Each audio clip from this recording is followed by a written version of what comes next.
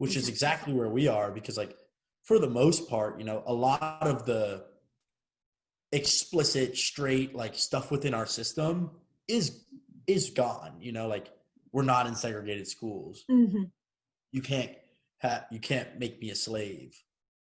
But like there's nuanced stuff in there that is perpetuating itself from the color focused society, which is like I try to tell people. I was on another podcast with this guy where like you would have to be so naive to think that when segregation ended via Brown v. Board of Education, that all these school administrators were just like, all right, yeah, let's just like make this work, you know, like, yeah, let's get all the kids in here, you know, we'll work together. Like, no, they definitely did like subtle things within the system to make sure that it maintained itself.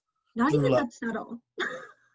Yeah, and some of it's so overt, but like for someone who's like, it's hard for them to latch onto this argument, like, do you think they wouldn't do everything or at least some of the things possible to ensure the system maintained itself?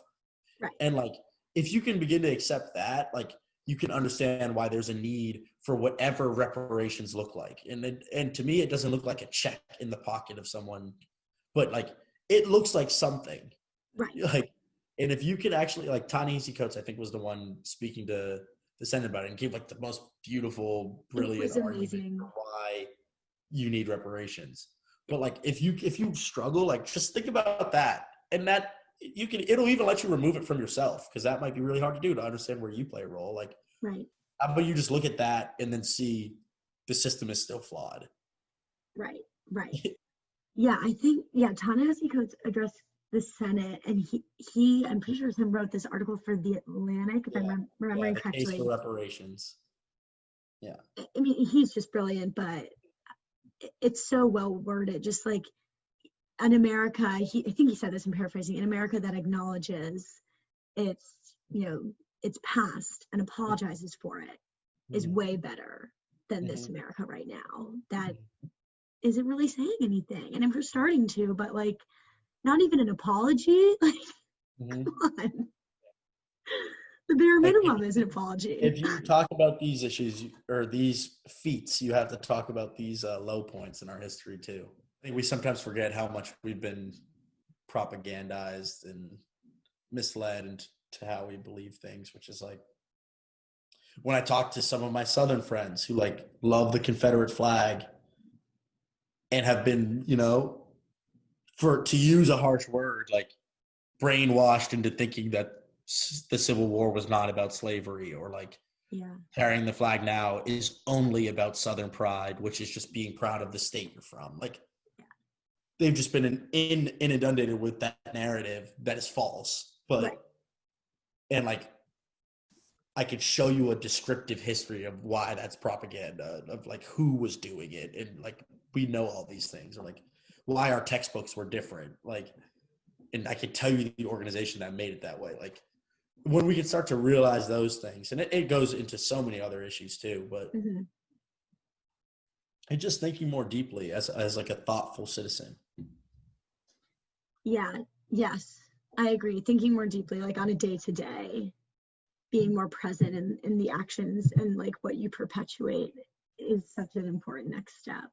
At the end of your Medium article, you were saying something your uncle said to you, and I don't want to botch it, but when the dust settles, I wonder if anything will ever change.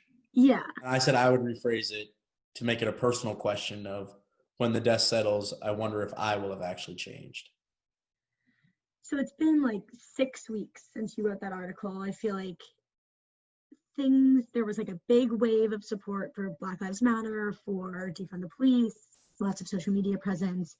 And now, at least, I feel like it's sort of settling, unfortunately. The dust is starting to settle.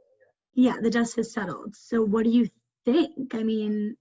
And I've talked to people about that, and I think you have to realize, like, be real, because that's the nature of anything in any movement, where they go through periods of high awareness and high steam, and they slow, and something else happens, and they pick up again. And, you know, I think it's like a complicated snowballing effect, where like the snowballing's happening and then it like levels and then it happens again. Like, Mm-hmm.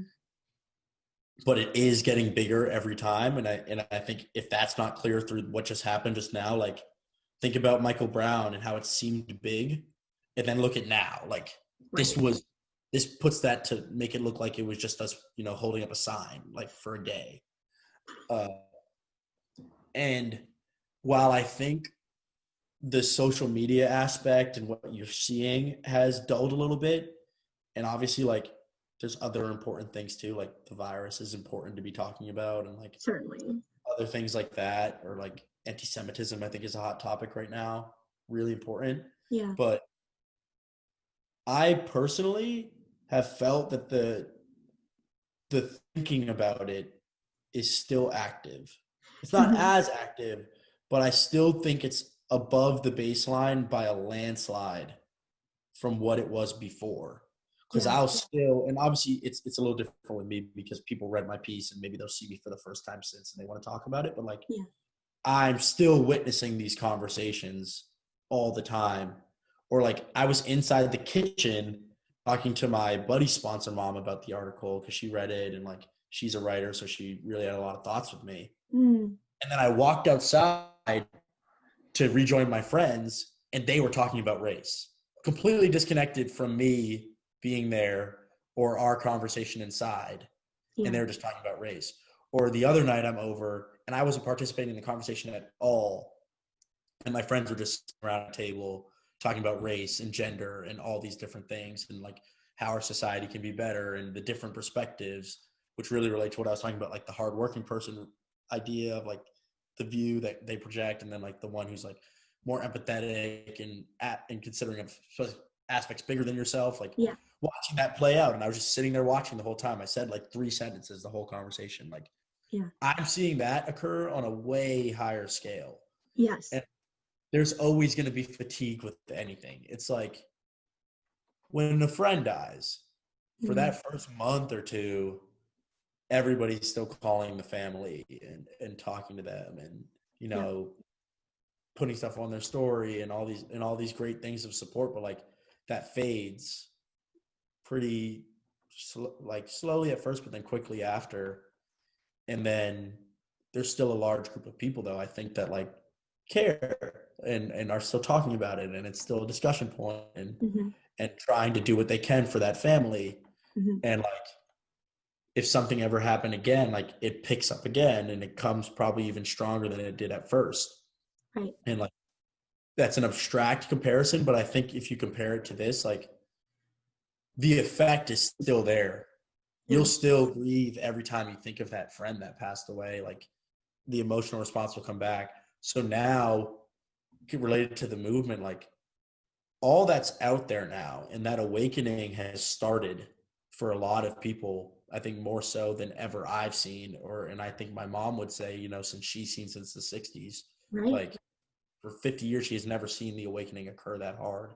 Yeah. And I think now, whenever these issues come up, and it really just takes one person around the table, like lighting the match, now people have a lot of views on it and a lot of thoughts and a lot of things they want to share and a lot of, like, everyone has a perspective now. It's not Right. something you can just not have a perspective on, and that's cool. Like, Right. like if you don't have a view on like Black Lives Matter, like You're not paying attention. clown, dude. Like you're just kind of a clown right now. Yeah. Which I think is a positive societal step. Mm-hmm. And it doesn't mean that we're fixing everything or on the path of like hard charging movement still, but like we made a major step in consciousness. Yeah.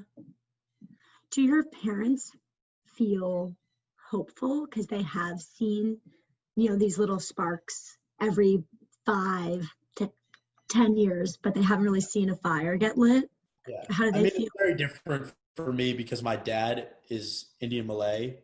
Yeah. So he feels very, like, he doesn't have like these deep responses to these issues, Okay. deep responses, but like he stays in tune with the news, like regardless of what's going on.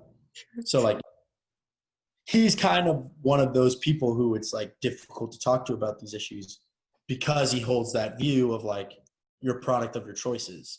Right. But he's also recognizing of like things that affect us and affect him because he's brown skinned. Like Mm-hmm. he's 100% aware of that, and like he's Indian, so like the caste system, like he understands these issues Totally. well, but like he doesn't comment on them a lot because a lot of them he's just like, some people are stupid and some people are not. Like there's some stupid people with some stupid views, and then there's a lot more people who are just better people and want to grow, you know. So Right. like doesn't ever, it tends to not go much deeper than that. Yeah. But you know, my mom is like, it's a combination of both. Like one hand, she's like, you know, this is beautiful to see, and like I love seeing my sons become active in this, and my daughter, like it's awesome, and like their friends, and she's been touched positively by all the white relationships that we have. Like she definitely laid that foreground for us and that Mm-hmm. foundation, but like our parents being friends with her, our friends being people that she calls like her sons and her daughters, like her extra family, like really positive factors. But you know, at the same time, she's like, why are my sons still dealing with the same issue that I saw when I was a kid? You know, like Exhausting. why is there rioting and looting? And there was rioting and looting in the 90s, and there was rioting and looting in the 70s, and there was rioting and looting in the 50s and 60s. Like, Yeah. why is this still? So in that aspect, like I think the hope struggles, but then she sees it a lot through like half the marches in Boston that occurred started 100 feet down my street in Dudley Square, and that's where they would start the base. Like, it's cool to see, you know, or like the flags or the painting the Black Lives Matter thing, like initials, like. So it's a complex view, but I think there is a spark of hope. Yeah. For a lot of people in that generation. Yeah. Like I think a lot of movements are carried by the younger people. So totally. Absolutely. Yeah, I think we see that throughout history, and it's just on us to keep going. I just finished Hamilton yesterday. He was 19 when he started. Like that's pretty crazy. So crazy. So crazy. Yeah. Oh, Hamilton's so good. I know we only have a little bit more time, and I don't know if you want to answer this question, but I have a question. You're part of the military, the Navy. What is your attitude towards the kind of defund the police movement and just like moving forward? And I know the military and the police are different. However, you know, you're all civil servants supposed to protect society. At a march in Boston, you know, there was military personnel who were deployed to be there. Like it just, you know, it's intertwined. I don't know that much about it, but I just wonder if you have a thought on it. So very similar organizations in some ways in terms of how they function and chain of command and things like that. And obviously violence oriented or connected, violence connected, but like very, very different in, I think, a lot more ways than the average citizen can see who's not plugged into either, because like military has like strict structures in place that, you know, mitigate issues, and the public trust is probably like the most forefront aspect of decision making in the higher leadership position, because it's all connected, and like nothing can occur if the public trust goes away. And like there's scandals all the time, but like they become scandals because of that, like because the public trust is important and the betrayal is very painful and off. And just like being civilian run, like the number one person in the military is the president, who's a civilian. After that, it's the Secretary of Defense, who's a civilian. After that, in the Navy and the Marine Corps, it's the Secretary of the Navy, who's a civilian. And then it's a military person. You know, like there's 4 people ahead, and you could count like senators on the Armed Forces Committee and the Secretary of State, like people in there who are just like all above us, NSA direct, like, and that aspect of it, like for instance, like one of my friends who fits like perfectly the idea of what I've been trying to, I've gone back to again and again on like the people I find hardest to talk about this, like done a ton of research into all of this. And he's like, when it comes to police, like this is primarily about training and the organizational structure of police systems. Like for instance, many communities where you see a majority of these issues, like he's from Chicago, I'm from Boston, like doesn't function the way a lot of communities do with the way the sheriff's department works, where like the sheriff is an elected individual by the people who oversees the entire police department and his sheriff's department. And if you don't like what's going on, you don't elect that sheriff. But like in Boston, the sheriff is very disconnected from Boston Police Department or Chicago Police Department or NYPD or LAPD. Like you elect your sheriff, but you probably don't know who your sheriff is. Like I didn't know who my sheriff was until yesterday when I looked it up. And like that's just an organizational choice that has like huge impacts in terms of like police feeling less accountable to the people and more accountable to like the district attorney and the judges, like who have a complicated relationship because they have to work together to get the right people off the streets.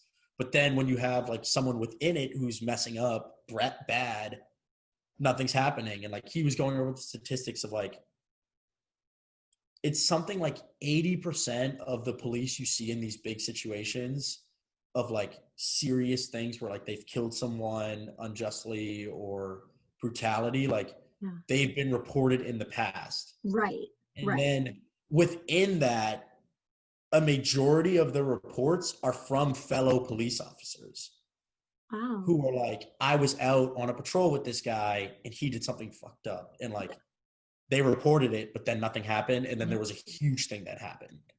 And like, if that doesn't speak to the fact that there's like an organizational setup problem and structural problem to what's going on top of like, obviously there's so many bad apples, and maybe it's even unfair to say bad apples because the prevalence might be bigger. But like the overwhelming aspect of like the system being the problem is because the system is designed so poorly in training. And like, for instance, most police officers get one psych eval in their whole career, and it's right when they come in. Whereas like you would never take a deployed military officer or enlisted and bring him back. There's a psych eval every time they come back from deployment. And you would never keep them perpetually on deployment because you know what it does to the human psyche. And they'll like, for instance, be on a patrol in Iraq and this guy's not doing anything, but he's been there for so long that he just kills him because he just thinks of all Iraqis as bad. Like there's books about that where like there was a very famous army unit that was deployed for way too long, and these guys just went crazy and raped a bunch of women and children and killed them. And like it's a terrible, sad, awful story and like a complete blot on like the military's record. But like speaks exactly like to like the psychological effects of these sort of high intensity, potentially in some cases like very dangerous, traumatic jobs. And like our police, some of them in these communities are going through things all the time, and we just like don't treat it like the ticking time bomb it can be if you're not making sure these guys are okay and that they're heavily supervised. And like if someone is reported on something, like you treat it like in the military, like the Chief Gallagher situation that became a really big deal in the SEAL thing. It was a really big deal because they're so heavily supervised. And like if this stuff was going on, something wrong and corrupt must have been happening. That's what a lot of people felt, because like if you're in that community, like I have buddies in that community, they're like, dude, we are so strict on each other about things we do. And like, you could literally know this person is planning to try to kill you tomorrow in their exact plan. And if it doesn't fit the rules of engagement and like the chain of commands approval and all these things, you can't do a thing. And we strictly hold ourselves to those standards. And like what it seems more so is like that's just not happening within the police communities. Totally. There's 1,000 things you can do between when you get to the window of someone's car and maybe they're like rattled or in a bad state or and maybe even in this case, like maybe they're violent. There's a million things you can do in between if you're trained properly before taking your gun out. Like to be able to mitigate a situation like that. And like, obviously there are some attitudes and like, you can't ignore the history of the police as starting as an organization to hunt slaves down and like knowing in communities where racism was prevalent, like the KKK placed people into the police because they knew they would have impunity. Like Right. you can't ignore those issues. But overwhelmingly, when I see defund the police, like the accurate part of it is like, yes, the system itself is just built completely wrong Totally. and not considerate of like, there should be mental health professionals within the police community, or like there should be a community working arm that says like, I see people loitering. How can I get them to do something positive? Mm-hmm. Like, hey, I'm going to call Public Works and they're going to bring a bunch of shovels. You guys can make $15 an hour if you do this landscaping on this public sidewalk, or like clear this snow from in front of the city hall building, like things like that, where like all that is missing. And that's where like defund the police is so accurate of like, totally, it's morphed into this arm of like a local military where it's people it's protecting are also its enemies, which is like the complete wrong relationship to exist. It's supposed to be cooperative and like just like you need some law enforcement to a degree for like the violent problematic people in society, but like it operating as like a business to feed into prisons and to perpetuate systemic inequalities across race and across other things, like that's when it's a problem. And that's what needs to be redesigned. Totally. I think your point is so interesting with the military. Like it's just so highly regulated, and your leaders are the leaders that we all put into place. Like it's just so I think that's a really, really good point, and just leads to a level of accountability that's so high because you're just held in such high esteem by your peers, your society, and you feel like, you're accountable to the people around you. And no system is perfect. Like the military definitely has its flaws, and like a lot of that relates to just how large it is. Like you're going to have issues, but like in design, I believe it's far better at preventing these massive issues than a police department is set up. Absolutely. And how a police department engages with the community. Yeah. Thank you for chatting for so long. This has just been the best conversation, and thanks for answering all my questions. I couldn't appreciate it more. It's been such a nice chat. Do you have anything else that's on your mind, or before we wrap up, anything else?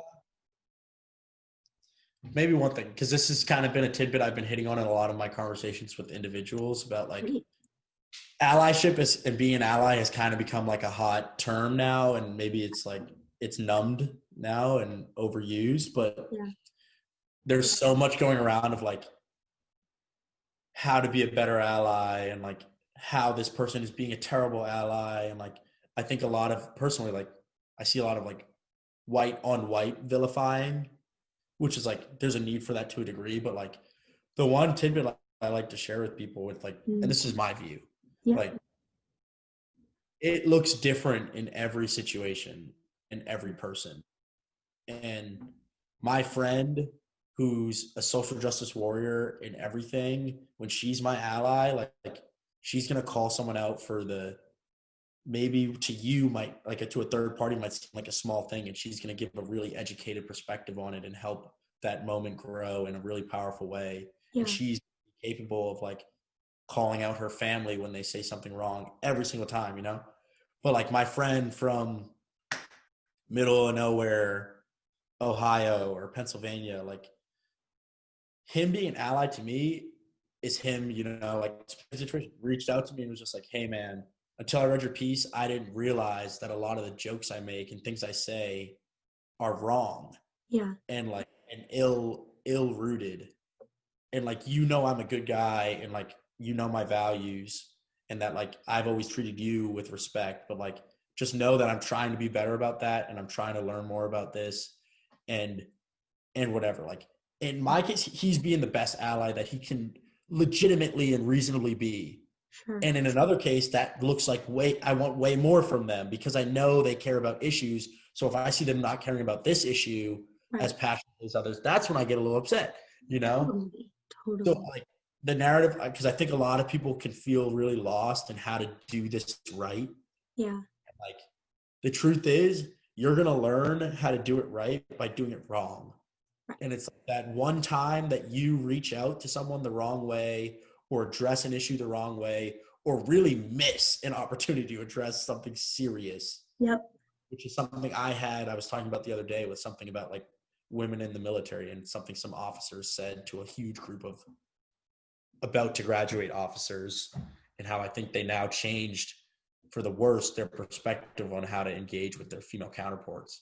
And like, I was thinking about it yesterday, and I felt awful because I was like, I could have been courageous and called them out for it in the time, but like in the moment, I was just not thinking of it the right way. Right. And like, for that reason, I'm going to be better about it in the future. Yes. The next 10 times. Yes. So like, don't be afraid in these situations of messing up or doing the wrong thing. Cause like, obviously we live in the age of cancel culture and outrage culture, but like, the courage you need to have is like, go with the feeling inside and put your heart on the line. And if you say the wrong thing, or maybe do the wrong thing, your heart is out there. People should see that, and you're going to do better about it in the future. And like, even if you're the best ally, you're going to mess up. Totally. You can only be a better ally by messing Only up. mess up. By until you mess up, you're not going to know how to do it better and how to engage with so many different people. Yeah. No, I think that's incredibly, incredibly helpful advice, and a great perspective on just recognizing where people are and their different, how they can be their best selves in this movement. It looks really different from individual to individual. And it doesn't mean they're not trying if they're not, Absolutely. social justice warrior number one. Yeah, exactly.